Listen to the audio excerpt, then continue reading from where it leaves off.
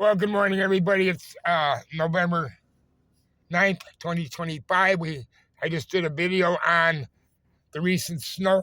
I'm in Ahmeek. We had our first snowfall. I'm in Ahmeek, Michigan, and I'm here by a little mission church. And it's one of my favorite churches. I always like coming here on Christmas Day. It was very simple. The decorations were beautiful. And believe it or not, there's not that many people, but they're very generous contributors to the church. There's 5 parishes up here, and this is one of the there aren't that many people that come here, but if you look at the collection basket every week, they contribute very generously. And Thoreau talked about simplicity, simplicity, simplicity. And I'm a simple guy, and I like simple things. I don't like fancy things. I love simple, functional things. And it's called Our Lady of Peace Catholic Church. It was a mission.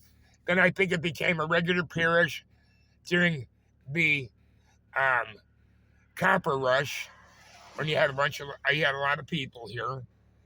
And then when the mines finally ran out of copper, then it became a ghost town. We keep talking about these ghost towns. Let me run over your past. I'm gonna cross 41 and try not to get killed. You look at these towns and you wonder now. This is Ahmeek, Michigan. Definitely a ghost town. We have towns here that used to have 5,000 people, now have 6. We've got counties here that have 200 permanent residents. Now, this was a pretty booming town at one point. And, you got grocery stores and stables and God knows what. And now what do you have? Well, you got a bunch of empty buildings with meterless sockets. So,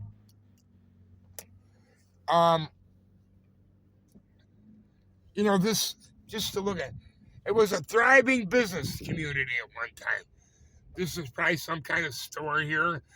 Then they convert them into apartments, and then they end up being vacant. And believe me, you can buy some of these buildings for $3,000, $5,000, $7,000. And so people who think that you can't have a house because you have to go out and spend for a starter house $250,000. There are places for a clever guy with an imagination that can make himself a nice place to live. Unfortunately, now here's a place that sold pasties. The only problem is these buildings are so deteriorated, you're probably looking at around $50,000. And if you got the sweat equity, and if you can come up with a few dollars and work on it over a period of years, you can make yourself a nice house. Now,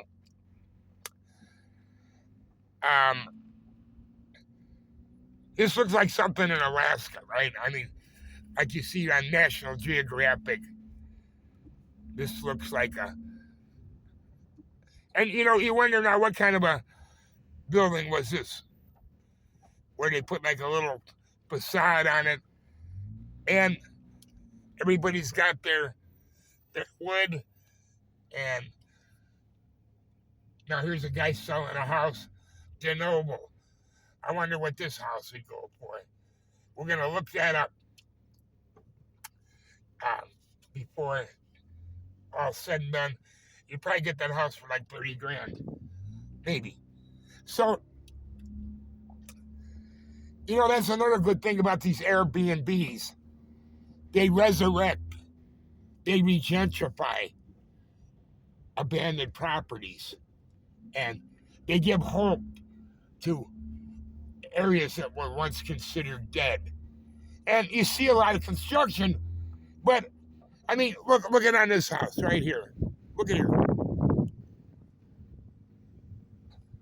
How much was that roof? It was a metal roof. It cost a lot of money. And look at the porch, how the guy is worked on that. You know, I'd like to, one of the things I want to do is just stop and talk to these guys. And, you know, hopefully you find a guy to be honest with you. A lot of them probably tell you to go mind your own business. But I think there's a movement in this country where the government, the deep state, wants everybody to live in vertical buildings, never own a piece of land, and take public transportation. They want to rob the rugged individualists, the capitalists, of the opportunity to become wealthy through the acquisition of real estate. You know, they want you to pay $1,600 a year on rent instead of trying to get your own land. Now we know that real estate is the common denominator of wealth. Now here's two guys on a Sunday morning out here building sweat equity, right? Is that what you guys are doing? You know, we live in a country where the deep state doesn't want home ownership. They want everybody to rent. And, you know, a starter house is $250,000. Now, two very clever guys, hard workers, you can make this house into a very nice house up the road. So, okay, well, keep up the good work. The Homeowners Association is proud of you boys.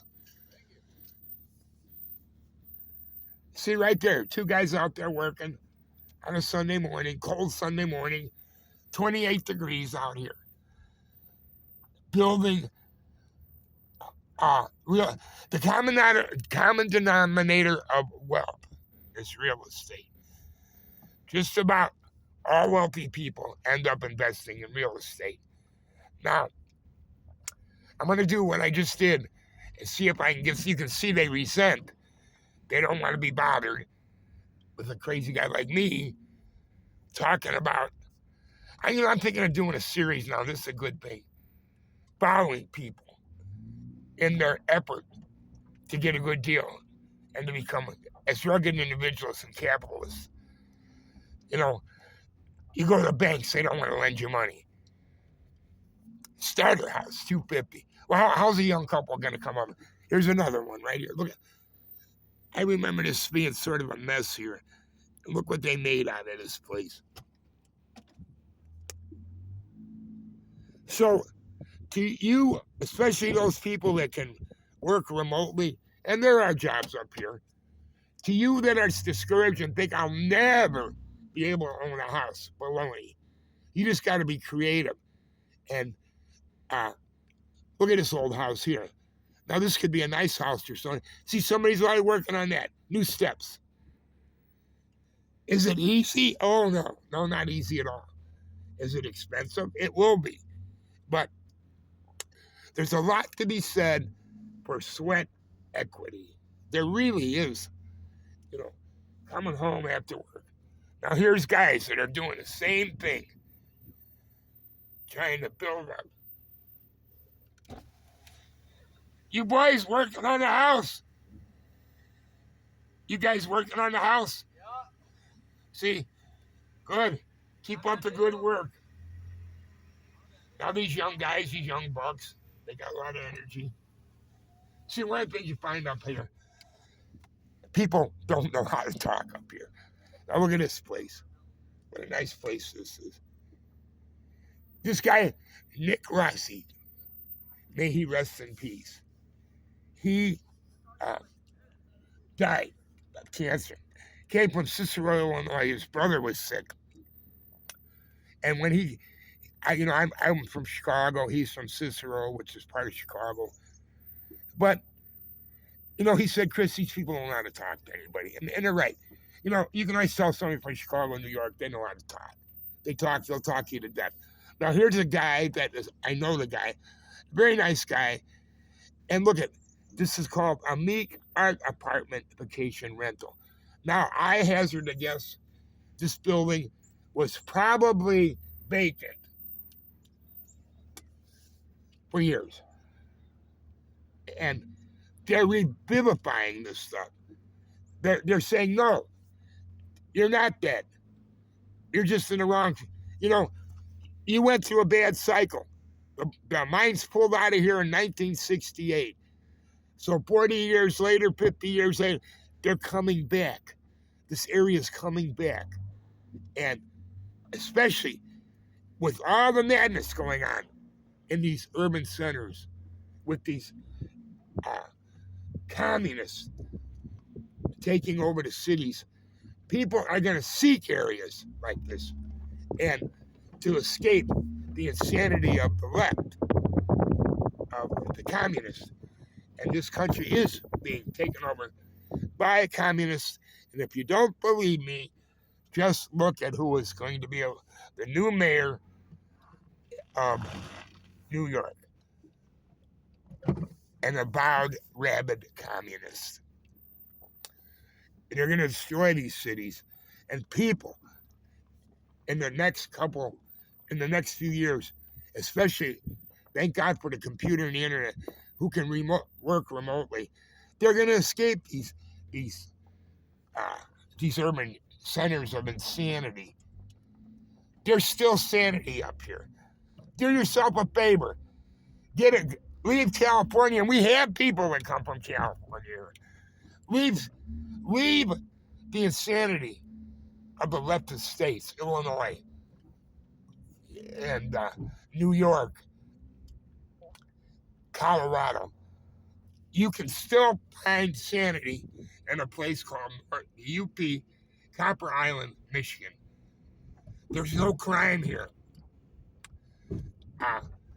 There aren't all, like San Francisco, you can't do anything.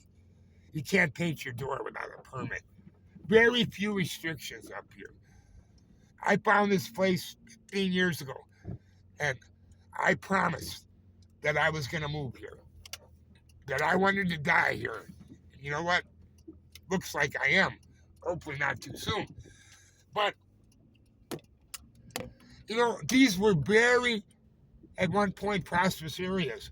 And yes, everything's falling down. Why? Around you. Everything's falling down around you. Why? Because there's there's not a lot of opportunity. But that's changing too. And I'll tell you what, pretty much opportunity anywhere, right? If you're clever enough to use that computer, I'm 72 and I'm not very good at it. But my children, they're in their 40s now. They are doing quite well for themselves because of their computer, and they were smart enough to become well educated. And then you see all kinds of treasures here. There are all kinds of treasures, housing treasures. Look what you got over here, for example. I'm going to make a U-turn. Hopefully I won't get arrested. Look what you have here. Look at this old Dodge Power Wagon. That's got to be from the 50s or the late 40s. I mean, where do you... And look at that wonderful Ford. That was some of the best Ford pickup trucks ever made that year. That Snowball. And look at that Power Wagon. It's got a big power winch on it. That thing's got to be worth it restored. Or, who knows, $20,000, $25,000 or more. And you find all kinds of gems here, And it's the simple life here. And, and people aren't if you're seeking fellowship, do not come up here. Because people don't want you up here. They don't want outsiders. They don't want you to bring your madness. We don't want a bunch of guys from California that are going to be coming up here, getting elected to local office, school boards, and demanding that tampon machines be placed in the boys' restroom in high school. Which, by the way, things self-correct. Things self-correct. So the tampon machines at these kooks, like this guy in, what's that crazy governor in Wisconsin, they insist are placed in the boys' restrooms in high school. They can't keep them on the walls. The kids just tear them off the wall. Rightfully so. First time that I've ever advocated public destruction of public facilities. Yeah, you're right. Pull this insanity off the wall. Tampon machine in boys' restaurants. It's okay, kids. It's okay. I want this to run too far over. Here, just think the potential in these old houses. But, yeah, you're not wanted here. They don't want you insisting that tampons be installed in the boys' bathroom in the local high school. And that's why you get the cold shoulder. I have never been anywhere that I moved to that I was more shunned because, I have guys tell me they moved here from Milwaukee or God knows where, Minneapolis, and they've been here 40 years. Their wife's from here, and they're still not accepted as a local. And that's what you're going to get here. That's the way they are. There's trade-offs, the good with the bad. Now, look at this gem. Where are you going to find something like this? Look at this. Unbelievable. You just don't find stuff like this sitting around. And all around here, look at the power on this vehicle. Look at the tires. An old army truck. Government issue. And, God, I wish I had money. I would buy this thing. This thing is unbelievable. Look at the wheels on it.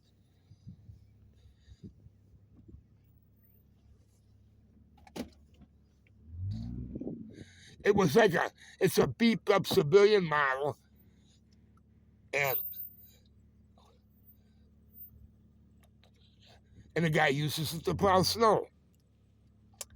It's probably gear. Look at the guy did a beautiful job on it. And look at power winch. If you get stuck out there,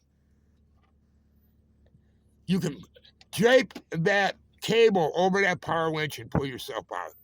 Now, I would love to have, and look at the beautiful tires on this thing. And now if this guy would come out and see me here, he'd be very angry that I'm nosing around. They're very private here, very territorial. I love the place, but I can't stand the locals. And you know why? It's hard to like somebody who doesn't like you. So, and that's the truth of it, isn't it? They don't like you. They don't want you around here. And I don't like them because they don't like me. And I feel that they got real attitudes, always looking for contentious by nature, very just provocational. You got to watch every word you say because they're looking to pick a fight. They really are. They're angry that you have the audacity to even say good morning to them or hello. Introduce yourself. I had 2 instances in the 8 years I've been here at the local garage where I worked, or not worked, but I had my car fixed, where locals would walk in and I'd extend my hand and try to introduce myself. They would absolutely, positively ignore me. And, stuff like that, it's embarrassing that somebody would be that provincial. They're very forestal. They're people that want to live in forests and only come out when they have to. Okay, thank you very much.